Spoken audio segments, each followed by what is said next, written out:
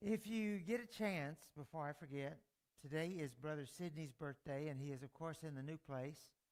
Um, if you want to write down his address, this coming Sunday's bulletins are on Allison's or on my desk, and you can go in there and write down the address and send him a card. It'd be nice. Or if you want to call him, his phone number is in the. He won't answer, but you can leave him a message. I told Allison, I said, I think I messed up. I called him and told him we missed him and happy birthday, and I know he didn't want to be there. And then I realized I was hearing Spanish in the background. And when I hung up, I realized my translator was on. So he probably got a phone message and all in Spanish. So anyway, I sent him a text to say, sorry if that was in Spanish and you don't speak Spanish, but here it is. He's going to be so shocked that I'm that fluent in Spanish, isn't he? All right, tonight we are in Revelation chapter 14, and we're talking about patient endurance. It calls for us to be patiently endure with what? What is John talking about that he wants us to be patient as we endure?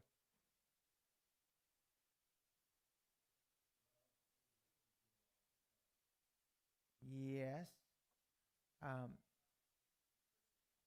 persecute. Yeah, all that. He's saying if you're going to win this, if you're going to run the good race, whatever, you've got to endure. There's just some things in life we just have to endure, right? I mean, it's not that you're going to get better or worse or things are going to be easier. You just have to sometimes grin and bear it because there's nothing you can do about it. And actually, when you decide that that's what you're doing, life gets easier. If you sit there and you fight against aging and you fight against aches and pains, for all of us old people, and you fight against traffic if you have to drive, or you fight against idiots at work, and you're always going to be unhappy yourself.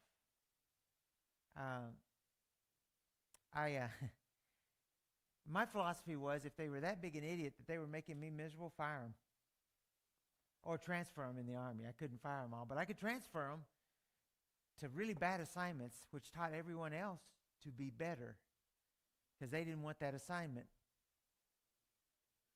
Yeah. The preacher here in town that I actually baptized, she was reassigned to an Indian reservation out west because they were mad at her. She was a Lutheran priest. So anyway, it's fun when your favorite sports team, which I'm not a sports guy, I do like the Formula One racing. I like the McLaren team. But anyway, when your team wins, it's so much fun. It's March Madness. My family's doing brackets now as a family fun thing. And Karen, did you do your brackets?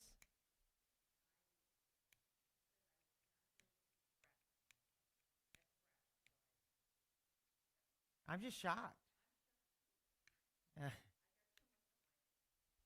Okay. But anyway, we don't always consider the hard work and sacrifice that those teams had to endure to get where they are.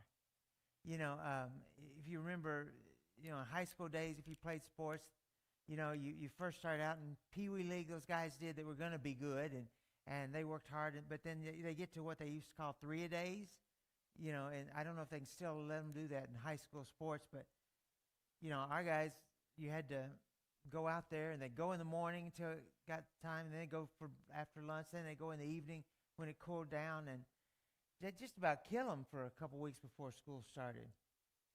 So what is something in your life that you've had to endure? Bye. I've insulted them already. That was quick. Uh, what is something in your life that you're willing to endure to succeed at a goal? What is something in your life that you had to just stick with it? Yeah, that's a biggie. Physical therapy.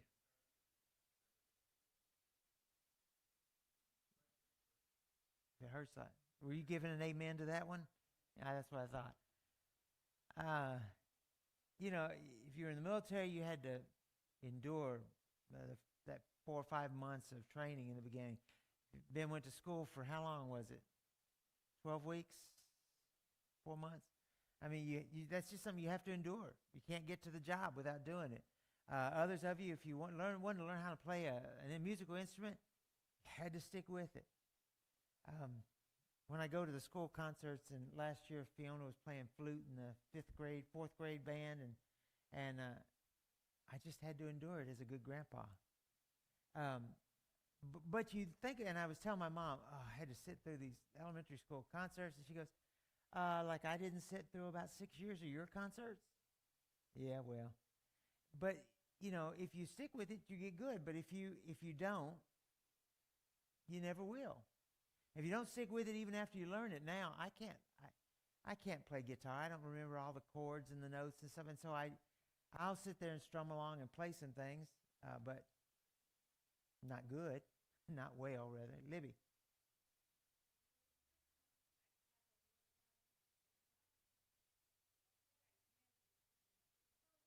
Mm-hmm. And you practiced a lot for that, didn't you?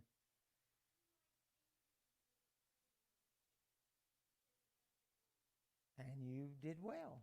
So we have to endure stuff. So it pays off. Um, so John is watching, and we were kind of talking about this earlier about the lamb. Remember, John said, and we looked at it last week. John said the lamb is worthy to open the scroll and look into it. And so here, John talks about he opens the first seal, which is the seal of judgments, and that's followed by the 7 trumpet judgments.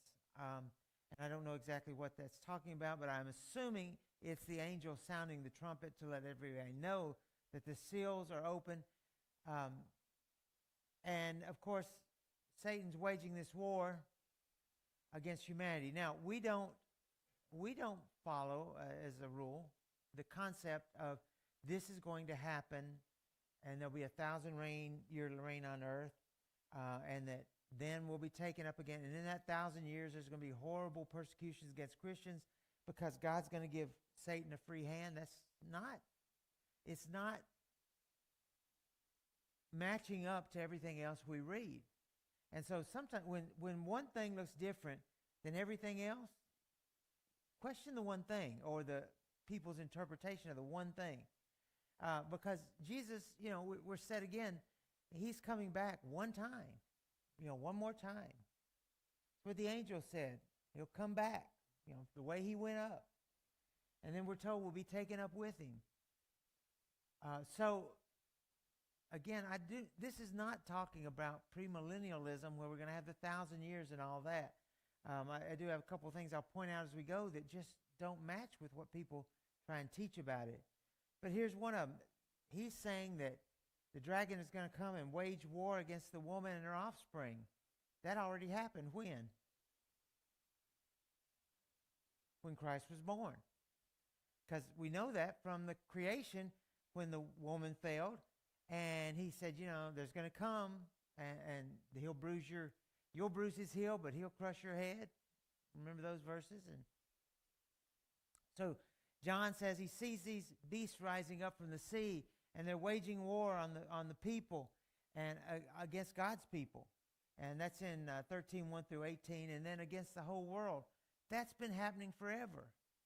Now, if you attribute this solely to the historical happenings of the world at that time, well, we know that beast was the Roman Empire and their attack against Christians.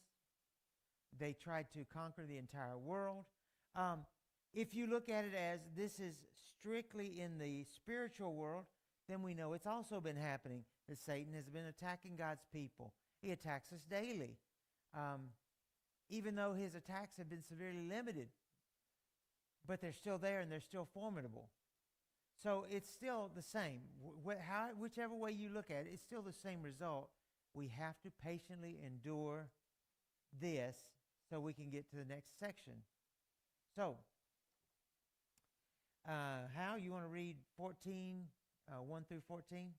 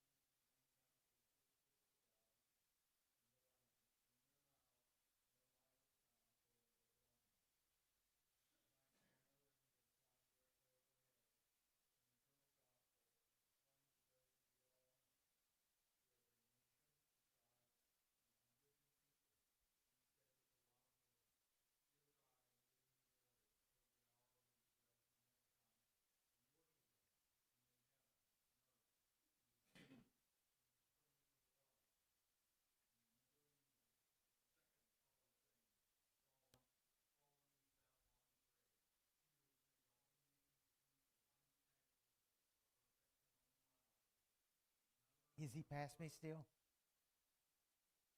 I got lost. Keep going.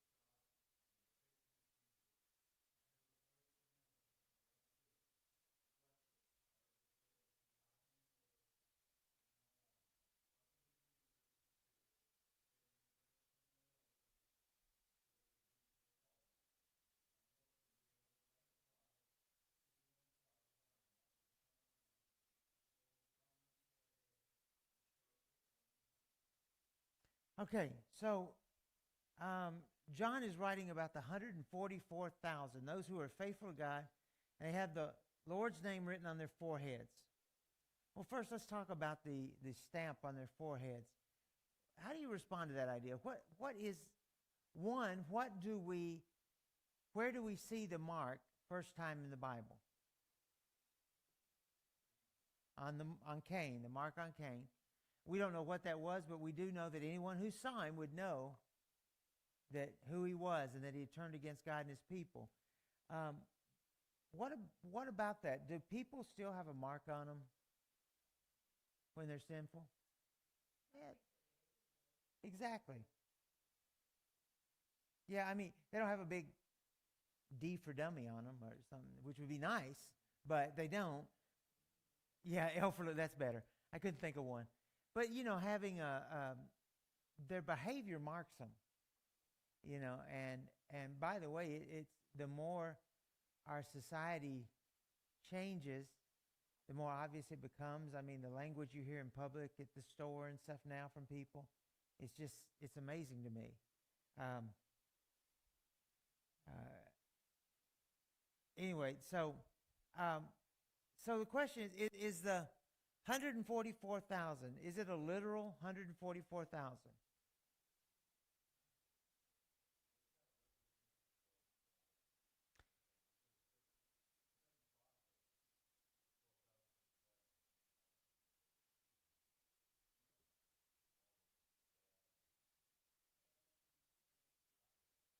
He's this is one of those perfect numbers, and there is a lot of numerology in the Bible, and so if you do the 12 tribes times 12, 144 times 100,000, times 1,000, how?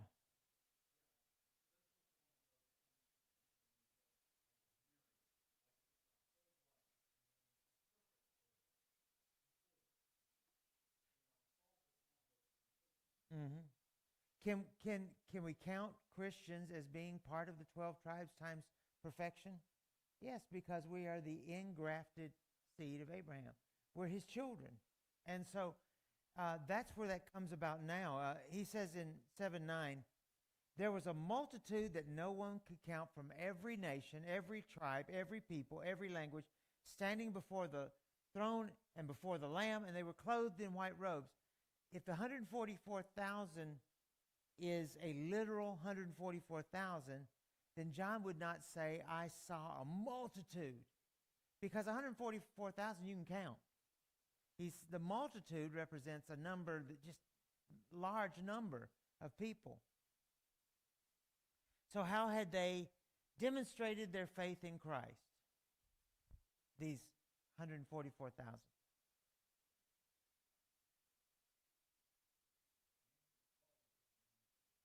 So the mark of the Christian, the mark of God's children, as opposed to the mark of loser. The mark of someone who is not following. So I mentioned this to JC before class, but those who are premillennialists and believe that Christ is going to come back again to reign on earth and Satan's going to be released for the battle, and they believe that the 144,000 are the elders, and the LDS believe it's the elders and the presidents of their church, and that they've been selected. Well, there's a couple problems there. If they've already, just a couple, if they've already been selected, we have no free will. And so I'm not going to try, because if he selected me, I get to go regardless. And if he hasn't selected me, I'm not going to make it anyway, no matter how hard I try. So that makes no sense. Yes, that's basically what Calvin said. We are predestined to do what we're going to do.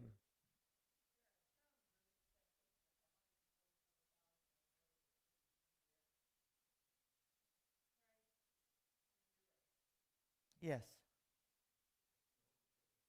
Jehovah's Witness does that.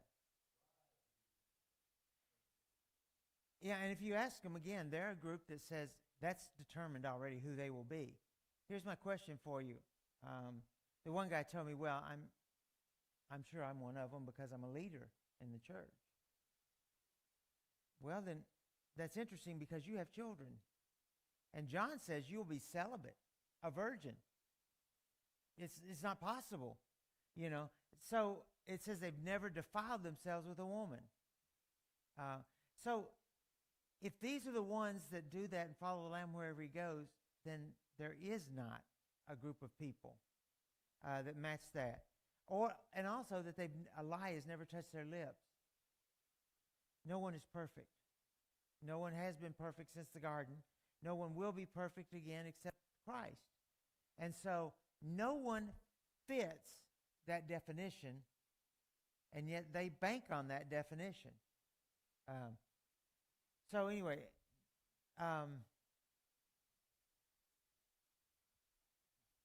they have the mark that identifies. What does this say about people that accept the mark? Are there people that accept the mark? I mean, there's people that are proud of it. I don't remember where, but there's a waitress here in town, and go to the restaurant a lot. And I have noticed over time she's getting more and more witchcraft symbols tattooed onto her arms and her neck now. And that's, in my mind, I'm not judging her because I'm not Christ, but in my mind, she's putting the mark on herself, because witchcraft is diametrically opposed to Christianity, as is voodoo, although most practitioners are good Catholics, they say, but they still believe in voodoo as well, or practice voodoo. But let's go over to Revelation 13, verse 17. And a few verses here. In verse 17 of chapter 13, it says, "And he decrees that no one will be able to buy or sell except the ones who have the mark, either the name of the beast or the number of his name," which is believed to be 666 by people. So that's saying that when Satan comes back, they will have such power and control. Now, if you look at premillennialism, I'm saying it, but that's like 3 times in a row I've gotten it right. But I usually can't. My southern tongue doesn't turn that way.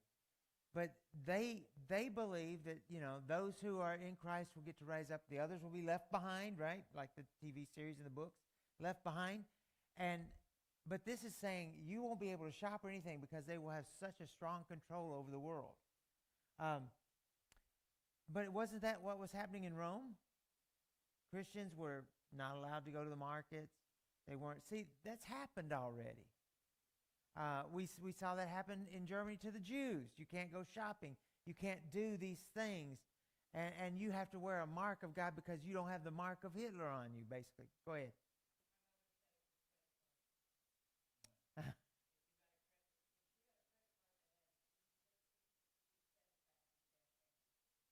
That's funny. Not a bad philosophy, but it's funny.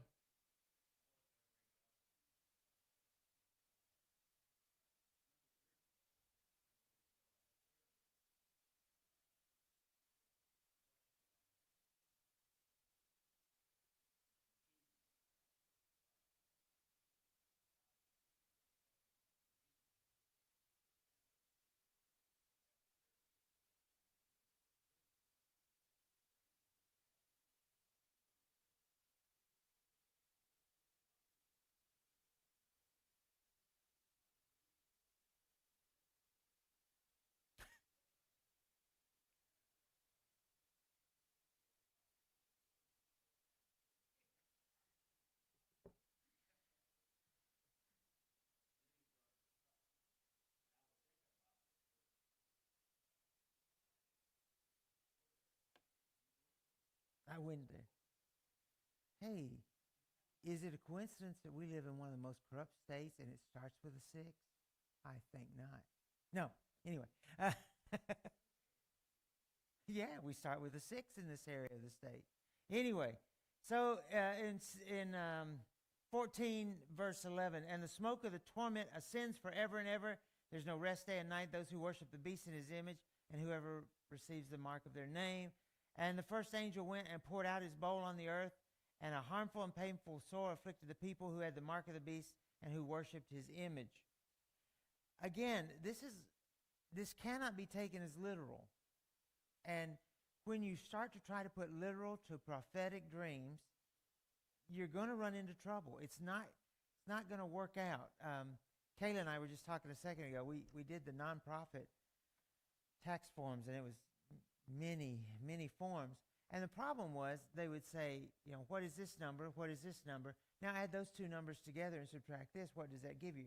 Now on line 12 of page 14, add this and this, and it better equal to that. And it's like, best bookkeeper in the world's not going to get that to work.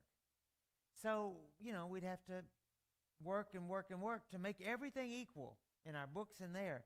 And I told her, this is the last year I'm going to try and do our taxes. I did them, and now they're at our accountant in Chicago, but I'm not going to do that again. But see, it's that thing of trying to work it all these different ways and make it work. And prophecy that you try to take literal, like this, Daniel's, it's not going to work. So you have to look at it and say, okay, if he's dreaming a dream about what will be or what has been, then we have to look at that as an artistic explanation of what's going to be. So what do the angels in this passage? Go over through 9:11. Tell me, what do the angels say about those patiently enduring?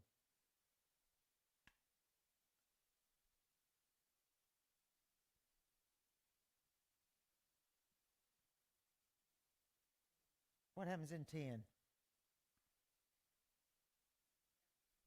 Mm-hmm.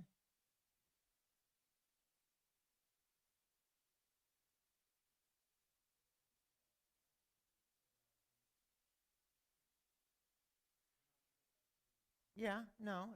He says they will drink of the wine of the anger of God. And now, what did the Jews do for children? Because everybody drank wine. What did they do for children? They watered it down. When we were in Europe, drinking wine is not unusual even in the church, but it's a very watered down version. You never saw Christians at a fellowship or whatever getting drunk on the wine that they would have. It just didn't. So it's that concept. If you're sinful, you're going to drink of the full force wine of the anger of God, which means you're getting it all. You're getting all of his anger poured out on you. And it also says he will be tormented how? What is brimstone? Pretty much.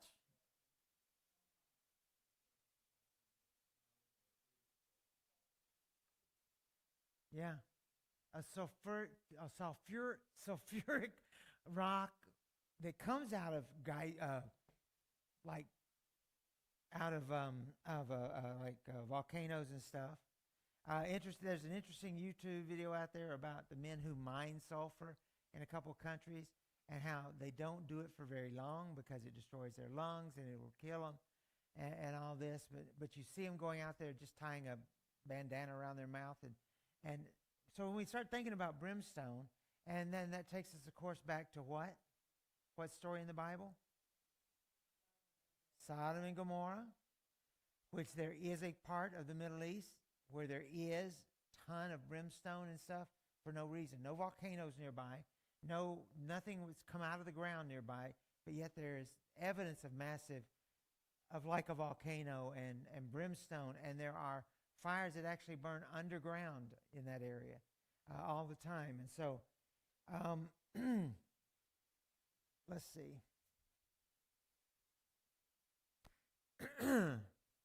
So, let's talk a little bit about our struggles presently.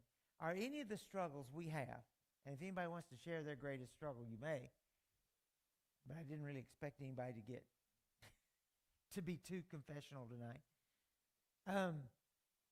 Is there any struggle you have that is not common to all men at all times? I mean, you can say TV, but they had entertainment back then. They just didn't watch it on a screen, and it was no different than the lewd, whatever. In fact, are any of our temptations any different than the 3 temptations given to Jesus? So let's look at those. What was the first temptation of Jesus? He was hungry. So God allowed him to get really hungry, and then Satan tried to take advantage of that hunger. And of course, he says, turn these stones into bread. What equates to that hunger in our life? Right. Never being satisfied, trying to find short. I mean, it might be literal hunger. It may be a desire for drink. It may be a desire for drugs. All those things can be a physical one, Ben.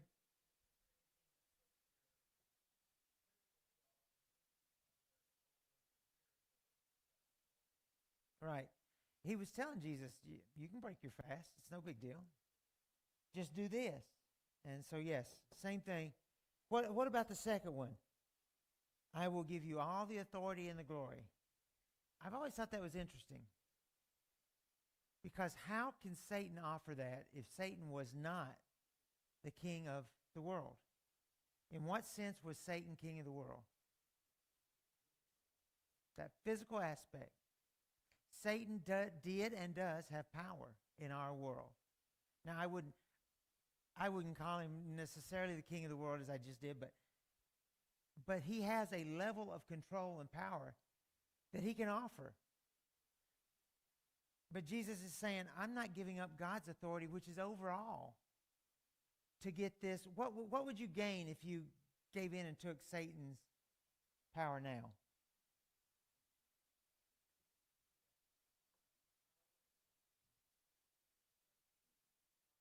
Power, prestige, money, Liam? Influence?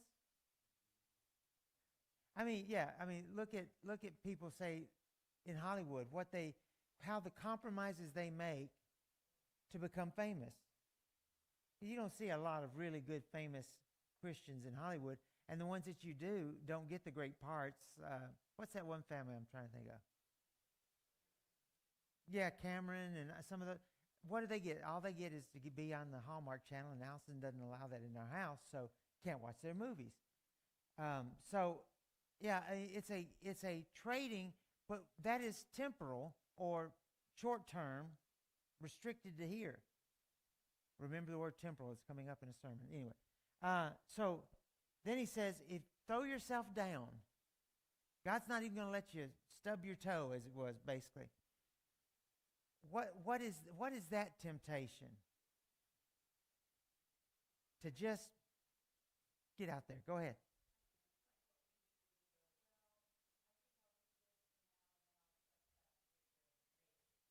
Okay.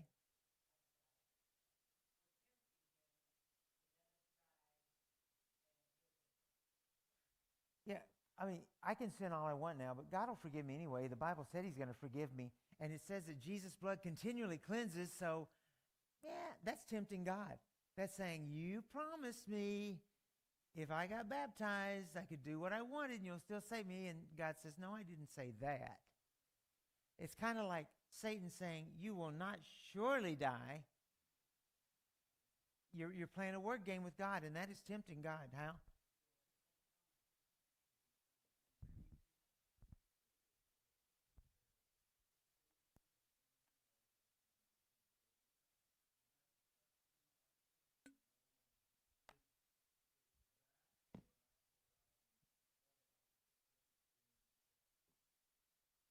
Mhm.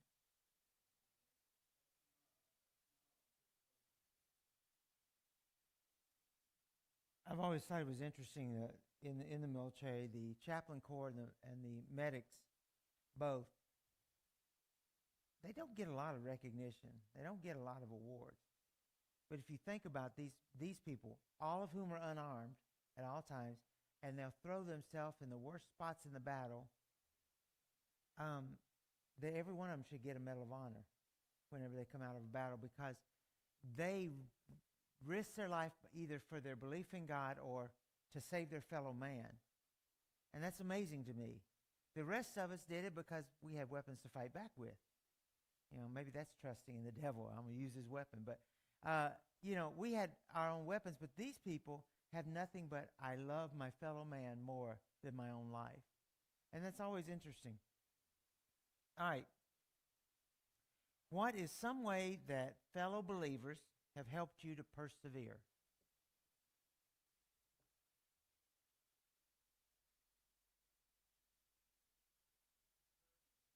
Okay. Encouragement. Lift us up when we're down. Forgiveness. What else?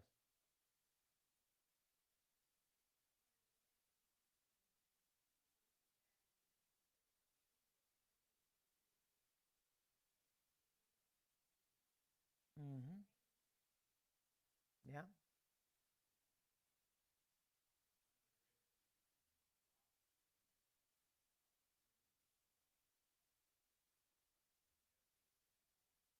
Mm-hmm.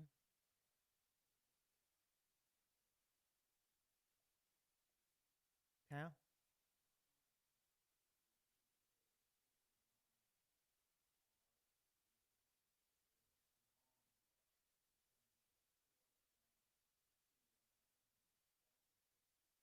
I gotta be careful. I don't want to get into Sunday sermon. Like I said, I don't want to mix up ideas yet. But Ben.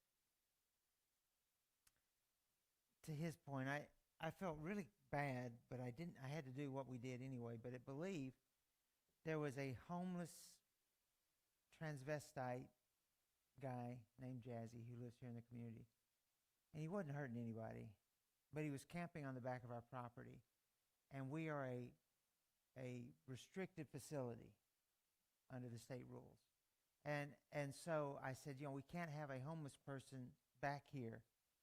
Um, because I'm sure he had a criminal record. I feel pretty sure. But then I felt bad at the same time. But it goes to what Ben's saying. He has no one in this world, and yes, much of it by choice, but that doesn't matter. He has no one in the world. And I thought about that when we did. It's like, he can't call anybody. And then I felt even worse the next day because he just went on the other side of the fence in the back of a business there and set up his little camp. And he had a mattress, some blankets, and a few things like that. And he put a sign up that said, "This is all I have in the world. Please don't throw my stuff away or steal it."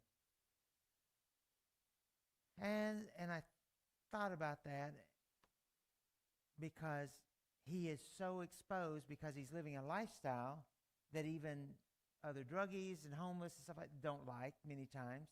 And he's just subjected to being beat up and killed and taken advantage of. And so that's when we see there's a great value in our Christian fellowship. Because like Ben said, are any of us afraid of a place to go stay if our house burned down?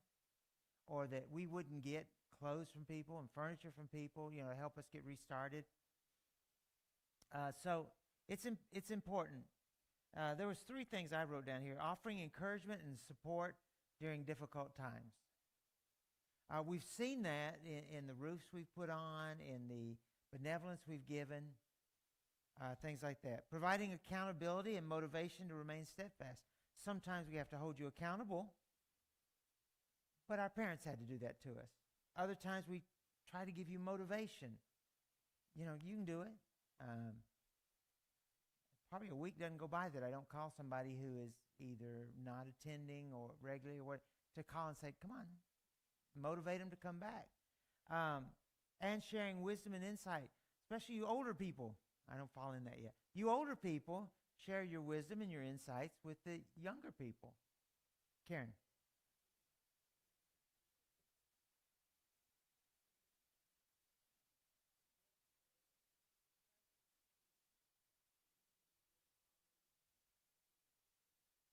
Mm-hmm.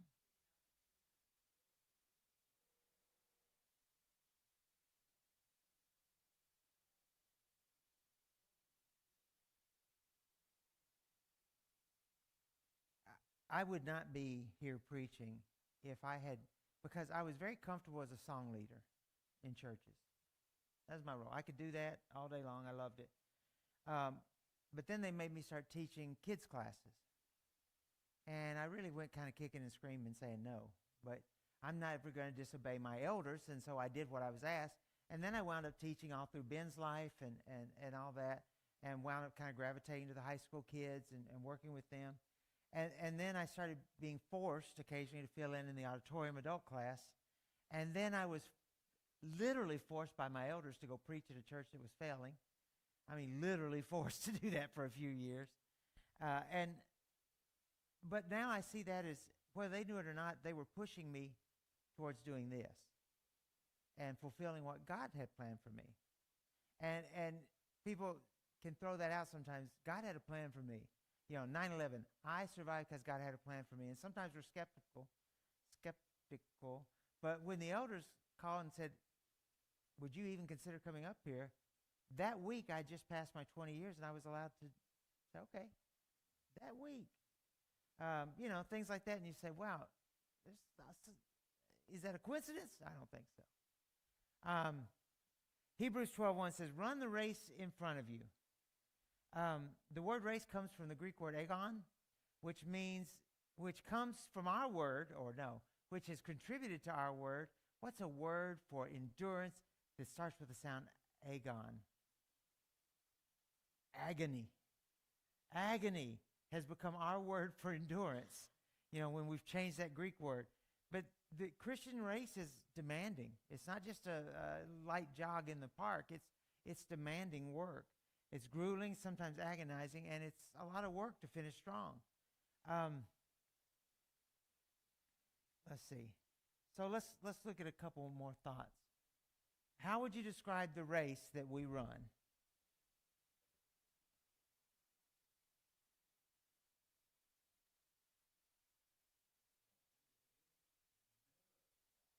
Mhm. What's the difference in that race where they pass the baton every lap? What's that called? The relay. What is the distance in a long distance runner's race and a relay race?